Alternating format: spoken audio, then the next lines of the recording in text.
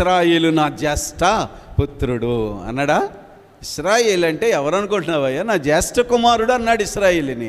మరి లోతు గారి అబ్బాయి గురించి ఏమన్నాడు? మోయాబు నేను కాళ్ళు కడుక్కొను. ఇప్పుడు చెప్పండి, ఏ స్టేటస్ ఇది?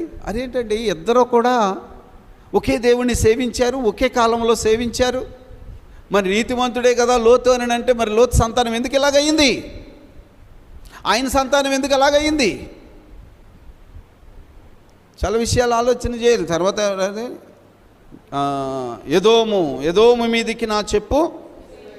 ఎదోమంటే తెలుసు కదా, ఎదోమంటే ఎర్రని కదా. ఎదోమంటే పూటకూటి కోసము, ఎర్రని కూర కోసం జ్యేష్ఠత్వ అమ్ముకున్నటువంటి భ్రష్టుడైన ఏసావు ఎదోము అంటే. ఎదోమును మీదకి నా చెప్పు. వీళ్ళందరూ ఎవరని అంటే